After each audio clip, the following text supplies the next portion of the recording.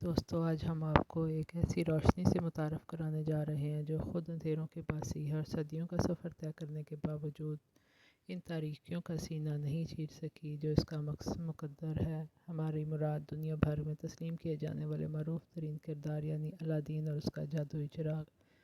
یہ علاقائی کہانی کہاں سے شروع ہوئی، اس کا خالق کون ہے؟ شام سے تعلق رکھنے والے ایک کہانی نویس نے تقریباً 300 سال قبل اس کہانی کی تخلیق کی، جس کے مطابق الادین چین کے ایک مسلمان غریب گھر کا فرد تھا جس کا والد فوت ہو چکا تھا اور وہ اپنی والدہ کے ہمراہ اپنا بچپن گزار رہا تھا۔ کہانی نویس کے مطابق ایک دفعہ الادین گلی کے بچوں کے ساتھ حسب دستور کھیل کود میں مصروف تھا کہ اچانک ایک اجنبی شخص آیا۔ اس نے الادین کو بتایا کہ اس کا باپ اس کے مرحوم باپ کا بھائی ہے۔ الادین یہ سب سن کر بہت خوش ہوا اور اسے اپنی والدہ کے پاس لے گیا۔ اس کا نام نہاد چچا مصطفیٰ کی آمد الادین کی ماں کے لیے بھی ایک بڑی خوشخبری تھی۔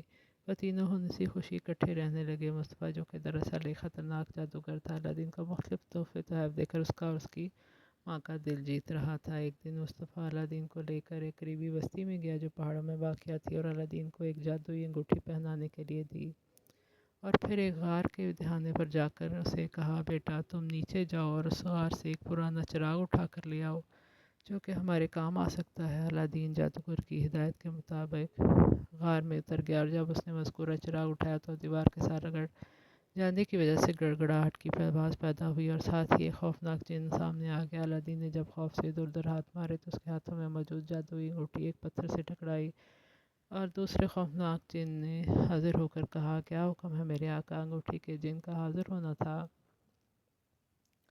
کہ چراغ والا جن غائب ہو گیا۔ الادین گھبراہٹ کے عالم میں چراغ کو اٹھا کر غار سے باہر لے گیا، لیکن جب وہ باہر آیا تو غار کے دہانے پر جادوگر موجود نہیں تھا۔ الادین چراغ لے کر والدہ کے پاس پہنچا۔ جب اس کی والدہ اس چراغ کو صاف کرنے کے لیے دھو رہی تھی تو رگڑ کی وجہ سے ایک دفعہ پھر چراغ کا جن حاضر ہو گیا۔ اس نے پوچھا، کیا حکم ہے میرے آقا؟ اس کی ماں ایک دفعہ تو خوف زدہ ہوئی لیکن فوراً ہی سنبھلتے ہوئے اسے ایک بڑی دولت لانے کا حکم دیا جو کہ اس نے فوراً ہی پورا کر دیا۔ چند ہی دنوں میں الادین اور اس کی والدہ کا شمار شہر کے امیر ترین لوگوں میں ہونے لگا۔ اس کی بدولت الادین کی شادی بادشاہ کی بیٹی سے ہو گئی۔ چراغ والے نے ان کی ایک شاندار محل بھی تعمیر کر دیا۔ جادوگر اس دوران الادین اور اس کی والدہ سے چراغ حاصل کرنے کی بارہا کوشش کی لیکن وہ اس پر راضی نہ ہوئے۔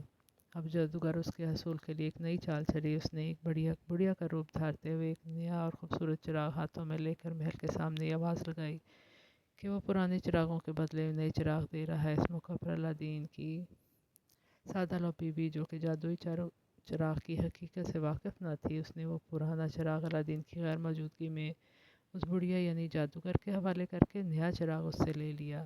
الادین پر جب یہ حقیقت واضح ہوئی تو وہ بہت پچھتایا۔ اب اس نے وہ جادوئی انگوٹھی جو کہ اب تک اس کی انگلی میں موجود تھی کہ غلام جن سے مدد حاصل کرنے کی ٹھانی اور اسے دیوار کے ساتھ رگڑتے ہوئے جن کو حاضر کر کے حکم دیا کہ اسے جادوگر سے وہ چراغ لا کر دے، لیکن اس جن نے معذرت کرتے ہوئے کہا، میرے آقا وہ جادوگر مجھ سے زیادہ طاقتور ہے، میری اتنی طاقت نہیں کہ میں اس سے کوئی بھی چیز زبردستی لے سکوں، البتہ میں آپ کی مدد کر سکتا ہوں کہ آپ کو اس کے ٹھکانے تک پہنچاتے ہوئے اس جادوگر کو کچھ دیر کے لیے جادوئی نیند کے زیر اثر لا سکوں۔ لیکن میرے آقا اس کے لیے میری شرط ہے کہ آپ اس کے بدلے مجھے آزادی بخشیں۔ یہ جو کہ الادین نے فوراً قبول کر لی اور وہ پھر انگوٹھی کے جن کی مدد سے اس مقام پر پہنچا جس کا نام نہاد چچا یعنی جادوگر ہر وقت چراغ کو اپنے سینے سے لپٹائے مقیم تھا۔ انگوٹھی کے جن نے اپنی جادوئی طاقت سے مصطفیٰ کو گہری نیند کا شکار کیا۔ عین انہی لمحات میں الادین نے اپنے کھویا ہوا چراغ واپس لے کر اپنا وعدہ پورا کرتے ہوئے نہ صرف مصطفیٰ کو شکست دی بلکہ انگوٹھی کے جن کو پروانۂ آزادی بھی دے دیا۔ قارئین محترم، ایک زمانے سے یہ بڑوں بچوں مقبول اس کہانی کو اس کے رائٹر کا شاہکار ہی تصور کیا جائے، اس کا حقیقت سے کوئی تعلق نہیں، لیکن یہ کہانی بچوں میں بے حد مقبول ہے۔